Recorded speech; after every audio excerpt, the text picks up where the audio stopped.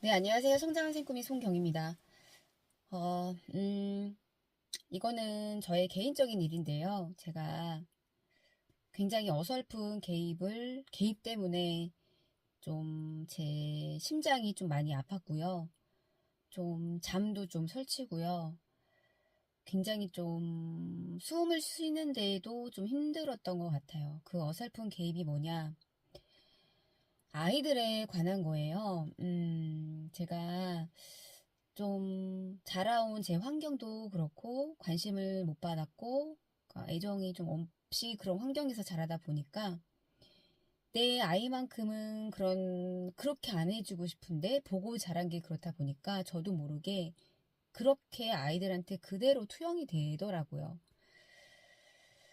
저는 정말로 아이들한테 큰 개입을 하지 않는다고 생각을 하고 살았어요. 다른 부모님들에 비해서.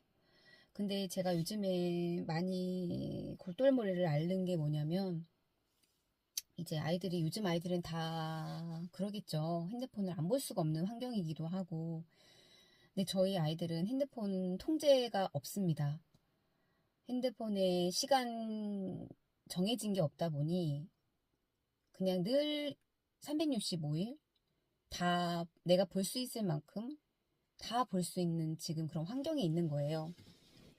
근데 아이들이 정말 핸드폰만 많이 봐요. 정말 핸드폰만 많이 봐요. 그러니까 제가 어 그렇다 보니까 그게 너무 속이 상한 거예요. 물론 핸드폰을 안 볼 수는 없죠. 근데 심할이만큼 너무 핸드폰만 보고 다른 거는 일상에 정말 그러니까 밥 먹고 핸드폰 보고 자고 밥 먹고 핸드폰 보고 자고 모르겠어요. 그래서 그런지 키는 많이 컸더라고요. 다행이죠. 저보다 다들 크니까. 근데 뭐 진짜 기계, 제 주변에 보면은 뭐 핸드폰을 그래도 시간을 좀 어느 정도가 지나면 못 보게끔 뭐 잠김 기능을 한다든지, 어, 그러니까 저 같은 경우가 별로 없을 거예요. 그러니까는 아이들이 그냥 자유자재로 핸드폰을 늘 볼 수 있게 오픈되어 있다 보니 본인들이 그거를 아이들이기 때문에 통제력이 사실 없어요. 그래서 부모가 개입을 해야 되는 상황인 거거든요. 어쩔 수 없이. 근데 또 한편으로는 너무나도 오픈되어 있고 그렇게 지내던 나날들이 많았는데 이제 와서 엄마가 개입을 한다. 핸드폰 시간을 12시 이후부터는 보지 마. 뭐 이런 식으로. 그러면 아이들과 또 제가 또 마찰이 엄청나겠죠. 또 그러면 그 안에서 오는 또 스트레스 이런 것들이 엄청날 거예요. 어쩔 때는 회피를 할 때도 있었어요. 저러다가 알아서 지가 지치면은 그만 보겠지. 근데 그게 아니더라고요. 정말 내일이 세네 시간을 볼 때도 있고요. 그러니까 이런 것을 제가 어떻게 해야 될지 모르겠어요. 그래서 아이스간 대표님과 너무 어떻게 보면 아이스간 대표님한테는 코딱지만한 문제일 수 있어요. 근데 제 입장에서는 너무 고민스럽더라고요. 그러니까는 본인이 계속 핸드폰만 보고 먹고 자고 정말 그 핸드폰이 그냥 일상이 그냥 학교 갔다 오고 나면은 그냥 늘 핸드폰과 몸이 한 몸인 거예요. 자기 전까지. 그게 너무 속상한 거예요. 심지어 핸드폰을 보잖아요. 그러면 졸려요. 그럼 자요. 그러면 또 새벽에 잠을 못 자는 거예요. 그럼 새벽에 뭐 하겠어요? 핸드폰을 보는 거예요. 그러니까 막상 사람들이 자야 될 시간에는 눈이 말똥말똥. 왜냐면 초저녁부터 잤으니까. 왜? 학교 갔다 와서 간식 먹고 졸리니까 핸드폰 보다가 졸리니까 자고. 그러고 초저녁 내일이 자다가 12시 넘어서 일어나니까 이제 그땐 또 정신이 말똥말똥 하단 말이에요. 그러면 그제부터 또 핸드폰을 보는 거예요. 그럼 또 새벽에 4시, 5시 이때 또 자요. 그러면 이 일상 자체가 완전히 일반 학생들의 생활 패턴이 아닌 거예요. 그게 저는 참 걱정이 됐어요. 이거를 어떻게 하나. 근데 아이들이 이미 머리가 너무 커서요. 아이들하고 너무 마찰이 심해요. 이제 와서 말을 들어먹지도 않을 거고. 그렇다고 때린다고 그러면 아이들이 이제 힘이 세져서 맞아줄까요? 맞아주지도 않고요. 요즘에는 학교에서 그런 뭐 폭력이다 해서 경찰에 신고 이런 거 너무 교육이 잘 받아서 또 그렇게 해도 되더라고요. 그게 고민스러웠지만 대표님께서는 그런 말씀을 하셨어요. 개입을 하지 말라. 요즘 애들 다 그렇다. 그리고 지금 현재로서 저의 포지셔닝이 리더로서의 포지셔닝이 아니다. 라는 말씀을 해주시더라고요. 그리고 이것은 시간이 좀 걸릴 거다. 그리고 어떻게 보면 이것 또한 바벨 전략인 거예요. 극단값이죠.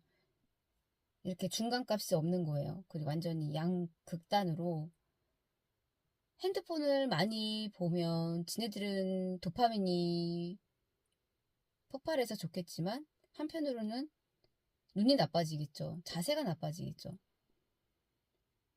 그러니까 저는 그거예요. 그거를 본인이 알고 이거를 조금 나 머리가 좀 그러네. 좀 뭐 자세가 그러네. 눈이 좀 많이 안 좋아졌네.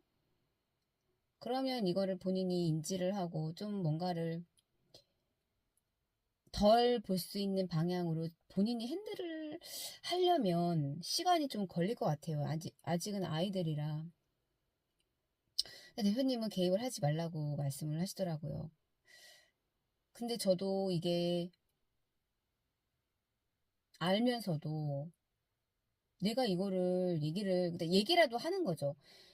아예 얘기를 안 할 수는 없고요. 그렇다고 애들한테 너무 심하게 개입을 하는 게 아니라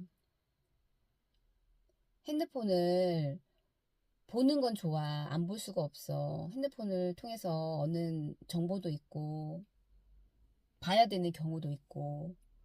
근데 너무 많이 보게 되면 너가 일상생활 분명히 네가 이득도 있지만 잃는 게 더 많을 거다라고 얘기를 하면 그냥 이해는 하지만 본인이 그만큼 지금 잃는 게 없으니까 지금 계속 그렇게 핸드폰을 보는 거란 말이에요.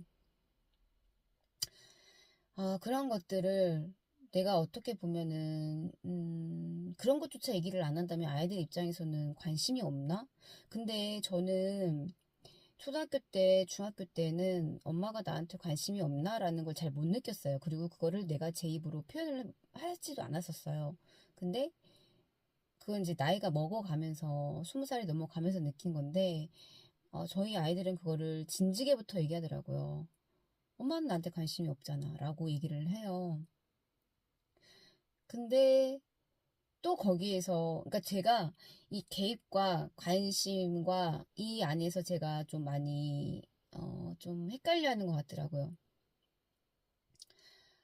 관심과 개입을 참 이거를 잘 컨트롤 해야 되는데 쉽지가 않아요.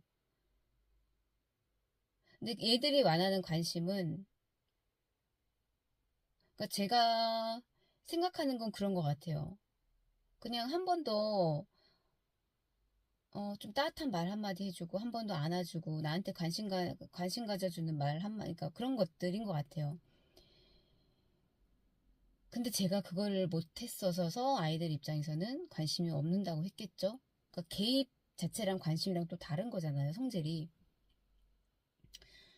그래서 저는, 그럴까 봐요. 관심을 주되 개입은 하지 말자.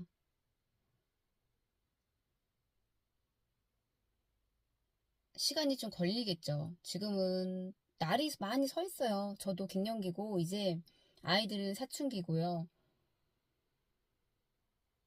정말 진짜 그러잖아요. 우스갯소리로 갱년기하고 사춘기하고 붙으면 누가 이기냐. 막 이런 얘기도 있거든요. 뭐 갱년기가 이긴다. 근데 저희는 갱년기는 저 혼자고요. 사춘기는 두 명이나 되다 보니까 어, 지금은 그냥 정말 아이스간 대표님이 말씀하신 것처럼 제가 리더로서의 포지션이 지금 안 돼요. 이미 아이들과 일단은 소통 자체가 잘 안 되고 있는 과정이고, 그리고 어, 시간이 지나서 그게 5년이 될지 10년이 될지 모르지만 분명히 그러니까 지금은 제가 어떤 질문을 하면, 왜냐면 이 아이들도 질문이라는 거를 깊은 질문, 그냥 표면적인 질문 있잖아요. 뭐 밥 먹었어 이거 아니라 거기서 더 들어가서 얘기하면 막 짜증을 내요. 왜 그런 질문을 왜 하냐 이런 식으로. 왜냐면 그렇게 안 살았기 때문에. 그러니까 지금은 그런 질문의 단계조차도 할 수가 없는 상황인 거예요. 그냥 정말 표면적인 질문도 간신히 하는 그 정도. 하지만 지금 아이들의 상태가 그런 것 같아요. 극도로 예민해져 있고, 어찌 보면 저도 그래요. 어 그냥 혼자 있고 싶은 거예요. 그러니까는 가족이라는 행태로 있긴 한데 저희는 다 각자거든요. 근데 대표님 그게 너무 좋다고 말씀을 하시더라고요. 저희는 다 각자예요. 각자 플레이예요.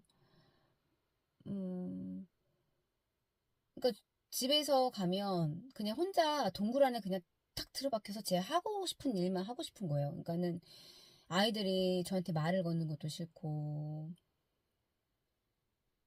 그러니까 그런 것들이 참 때로는 아이들이 불편할 때도 있고요. 그러니까 제가 이 차라는 공간이 옛날에는, 그러니까 언젠가부터 제가 계속 이렇게 차에 와서 이 유튜브를 찍게 되더라고요. 이 차 안이라는 곳이 정작 제 공간 같고 참 편하게 느껴지는 공간인 것 같아요. 그러니까 예전에는 그냥 수업 끝나면 그냥 제 방 안에서 찍고 이랬었는데, 방보다도 이 차라는 이 안이 저의 아지트 같고 이 안에서 더 저의 솔직함이 더 묻어 나오는 것 같은 거예요. 지금은 사춘기와 갱년기가 만났기 때문에 서로 그냥 조심조심 하면서 그냥 룸메이트다 생각하고 그렇게 살아야 되는 것 같고, 시간이 지나서 아이들이, 뭐 대표님이 그러시더라고요. 서프라이즈로 갑자기 대화를 시도를 한다든지 그럴 수 있는 거 아니냐. 음, 그래서 제가 아이들한테 개입 자체가 아이들 입장에서는 되게 잔소리일 거고 소음일 거예요. 괜히 불화만 일으키는 요소일 것 같고, 적당한 관심은 줘야죠. 엄마니까. 그리고 제가 못 받았던 거기 때문에 그냥 내가 그 시절에 내가 원했던 건 뭘까라고 돌이켜보면 별거 없어요.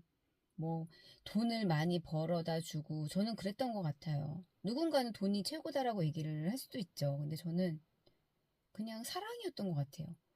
그냥 안아주고 따뜻한 말 한마디, 그냥 엄마의 품, 엄마의 냄새, 딱 그런 것들이 이 아이들한테도 필요하지 않을까라는 생각을 좀 했어요. 그래서 어떻게 보면 답이 정해져 있는 건데 저 혼자서, 왜냐하면 아이들도 날이 서 있고 저도 날이 서 있고 이렇다 보니까 아이들이 저한테 허무맹랑하게 얘기를 하고 정말 버전물 없이 얘기하면 정말 제 가슴에 비수가 꽂혀요. 그러면 너무너무 심장이 아프고 숨 쉬기가 너무너무 아플 때가 있어요. 막 눈물은 하염없이 흐르거든요.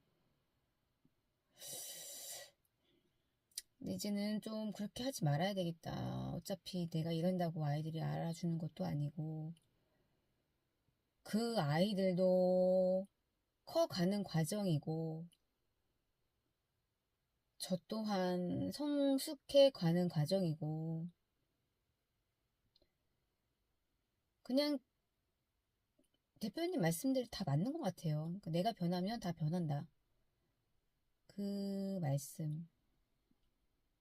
그래서 오늘은 개입이 아닌 적당한 아이들한테 관심을 좀 주자. 개입이 아닌, 어설픈 개입이 아닌 아이들한테 내가 줄 수 있는, 내가 받고 싶어. 그 말이 맞겠다. 내가 받고 싶어 했던 관심을 아이들한테 그냥 표현 정도만 하자. 그래도 그 정도만 해줘도 아이들 입장에서는 그래도 엄마가 나를 생각하네라고만 알면 되거든요. 근데 저는 이제 그런 걸 잘 못 느끼고 살았던지라 네, 이번 영상은 여기까지 남기도록 하겠습니다. 감사합니다.